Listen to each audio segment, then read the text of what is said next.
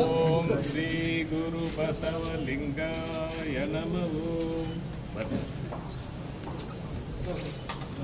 ಎಲ್ಲ ಸ್ವಲ್ಪ ಮೊದಲ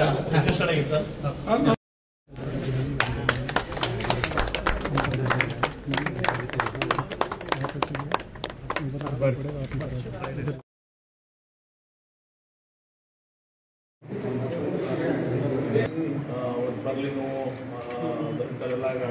ಯುಕೆದಾಗಲ್ಲ 70% ನಾವು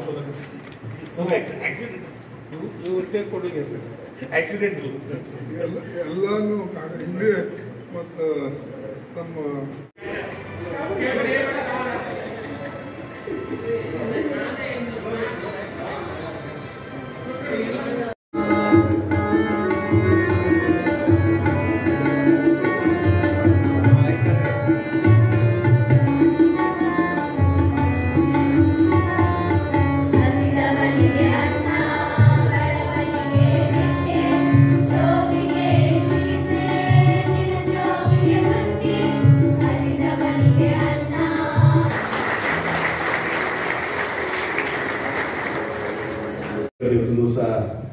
ಕಾರ್ಯವನ್ನು ನಿರ್ವಹಿಸಿ ಪಾರ್ಲಿಮೆಂಟ್ನಲ್ಲಿ ಲೋಕಸಭೆಯಲ್ಲಿ ಪ್ರತಿಪಕ್ಷದ ನಾಯಕರಾಗಿ, ಹೀಗೆ ರಾಜ್ಯಸಭೆಯಲ್ಲಿ ಪ್ರತಿಪಕ್ಷದ ನಾಯಕರು ಮತ್ತು ತಮ್ಗೆ ಗೊತ್ತಿದ್ದಾಗೆ ನಮ್ಮ ಅತ್ಯುನ್ನತ ಸ್ಥಾನ ಇವತ್ತು ಸಹ AICC ಅಖಿಲ ಭಾರತೀಯ ಕಾಂಗ್ರೆಸ್ ಕಮಿಟಿಯ ಅಧ್ಯಕ್ಷರಾಗಿ ಇವತ್ತು ಸಹ ಸೇವೆಯನ್ನು ಸಹ ಸಲ್ಲಿಸ್ತಾ ಇದ್ದಾರೆ.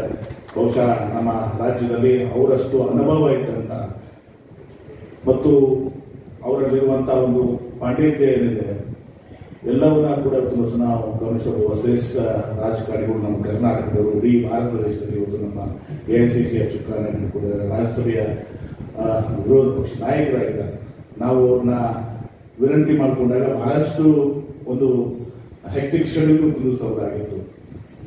ವಿನಂತಿಯನ್ನು ಮಾಡಿಕೊಡೋದು, ಅದಾಗಿಯೂ ಕೂಡ ಅದೆಲ್ಲವನ್ನ ಕೊಟ್ಟು ನಮ್ಮ ಮೇಲೆ ನಿಮ್ಮ ಮೇಲೆ ಅಭಿಮಾನ ಇಟ್ಕೊಂಡು ಇವತ್ತು ದಿವಸ BLD ಸಂಸ್ಥೆ ನನ್ನ ತಂದೆಯವರಂತ BM ಪಾಟೀಲರು ಮತ್ತು ಫಗು ಹೊರಟಿರ ಬಗ್ಗೆಯೂ ಕೂಡ ಬಹಳಷ್ಟು ಖರ್ಗೆ ಸಾಹೇಬರು ಹಾಲಿಂದ ಬಂದಾಗ ಅಲ್ಲಿ ಭೇಟಿ ಕೊಟ್ಟು ಎಲ್ಲ ಸಂಶೋಧನಾ ಕೇಂದ್ರಗಳ ಚಟುವಟಿಕೆಗಳನ್ನ ಮತ್ತು ಆ ಮ್ಯೂಸಿಯಂ ಅನ್ನ ಈಗೂ ಕೂಡ ಪ್ರಿಂಟಿಂಗ್ ಪ್ರೆಸ್ ನೆನಪು ಮಾಡ್ಕೋತಾರೆ. ಹಳೆ ಪ್ರಿಂಟಿಂಗ್ ಪ್ರೆಸ್ ಇರ್ತಿದೆ ಅಂತ ಇವತ್ತು ನಮ್ಮ BLD ಸಂಸ್ಥೆ ಆಸ್ಪತ್ರೆಯಲ್ಲಿ ಹೊಸ ನ್ಯೂರೋಟಿಕಲ್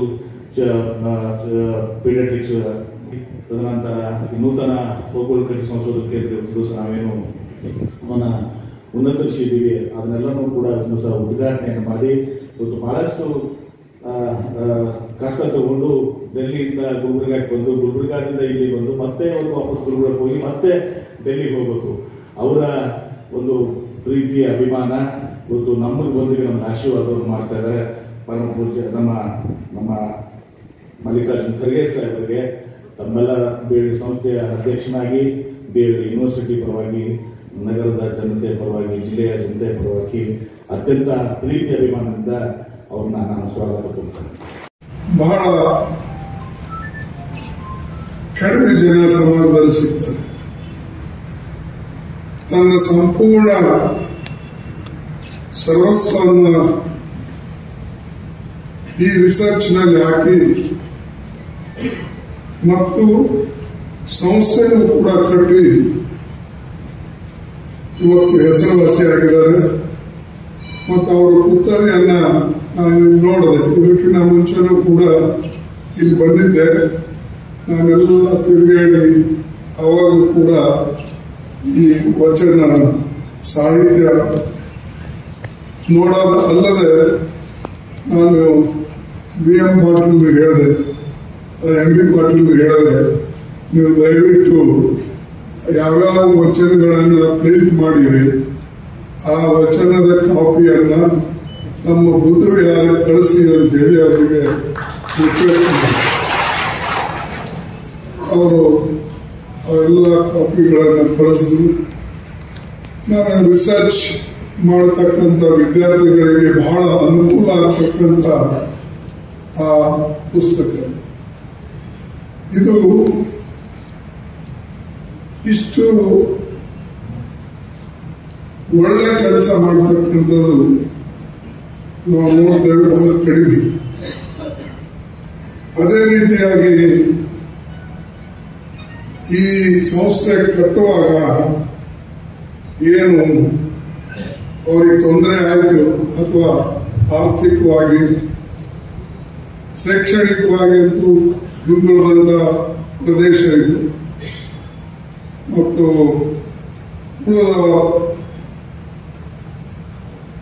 ಒಂದು ಶೈಕ್ಷಣಿಕ ಬಲ ಆಗಲಿ ಆರ್ಥಿಕ ಬಲ ಆಗಲಿ ಇಲ್ಲದ ಕಾರಣ ಈ ಭಾಗದಲ್ಲಿ ಶಿಕ್ಷಣದ ಕೊರತೆ ಇದೆ.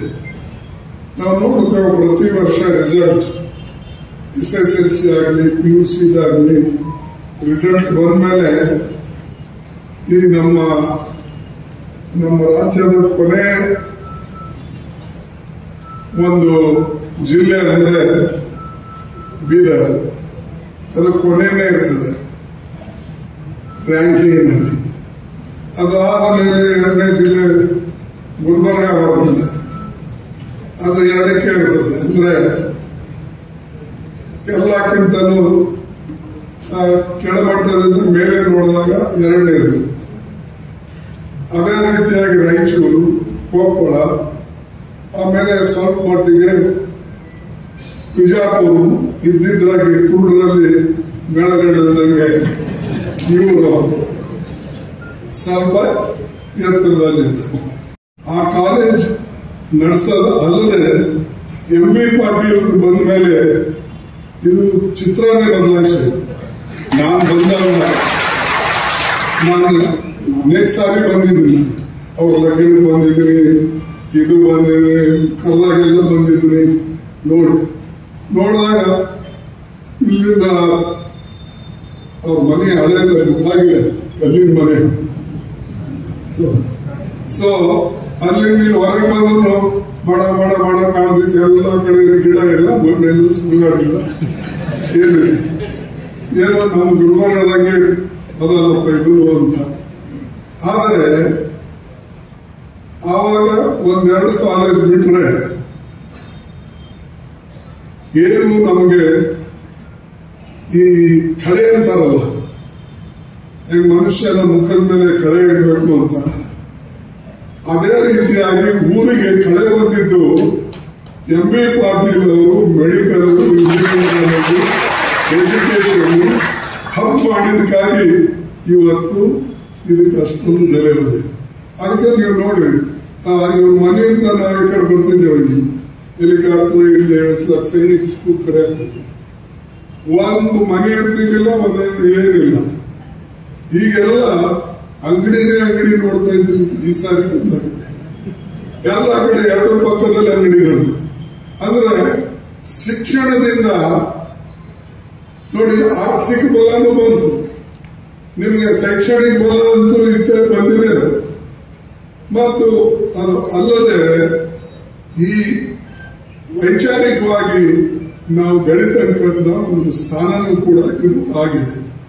ಅದಕ್ಕಾಗಿ ನಾನು ಬಹಳ ಹೆಮ್ಮೆಯಿಂದ ಹೇಳಿದ್ದೇನೆ, ಅವರು ತಂದೆಯವರು ಕಟ್ಟಿದ್ದು, ಅದೇ ರೀತಿಯಾಗಿ ನಮ್ಮ ಸ್ವಾಮೀಜಿಯವರೆಲ್ಲ ಸಹಾಯ ಮಾಡಿದ್ದು, ಬಂಗಾರಮ್ಮನವರು ಇದಕ್ಕೆ ಸಹಾಯ ಮಾಡಿದ್ದು, ಇದು ಎಲ್ಲ ಸಹಾಯವನ್ನ ಪಡ್ಕೊಂಡು ಅವರು ಇನ್ನೂ ಎತ್ತರಕ್ಕೇನು ಬೆಳೆಸಿದಾಗ ಇದು ಒಂದು ದೊಡ್ಡ ಗುಣ ಅವರಲ್ಲಿದೆ. ಮತ್ತು ಕ್ವಾಲಿಟಿಯಲ್ಲಿ ಆಗಲಿ ಅಥವಾ ವಿಚಾರಗಳಲ್ಲಿ ಇದರಲ್ಲಿ ಕಾಂಪ್ರಮೈಸಿಂಗ್ ಇಲ್ಲ. ಒಳ್ಳೆ ಶಿಕ್ಷೆ ಇರಬೇಕು. ಸುಮ್ಮನೆ ರೆಕಮೆಂಡೇಶನ್ ಮೇಲೆಲ್ಲ ಹೋಗಿ ಭರ್ತಿ ಮಾಡಿ ನೀವು ಇಟ್ಟರೆ ನಿಮ್ಮ ಮಕ್ಕಳೇ ದಡ್ಡವರಾಗ. ಒಳ್ಳೆ ಟೀಚರ್ ನೀವು ತಗೊಂಡು ಒಳ್ಳೆಯವರಿಗೆ ಇಟ್ಟರೆ ನೂರಾರು ಮಕ್ಕಳು ವಿದ್ಯಾವಂತರಾಗಿ ಕಾಂಪಿಟೇಷನ್ ಇಳಿತಾರೆ. ಇಲ್ಲ ಇವ ನಮ್ಮವನು ಅಂತ ಹೇಳ್ಕೊಂಡು ಇವ್ ರೆಕಮೆಂಡೇಶನ್ ಮಾಡಕ್ ಹೋದ್ರೆ ಅದ ಕೊನೆಗೆ ನಮ್ಮ ಸಮಾಜದ ಪೀಳಿಗೆಗಳಿಗೆ ಮುಂದಿನ ಪೀಳಿಗೆಗೆ ಹಾನಿ ಆಗ್ತದೆ.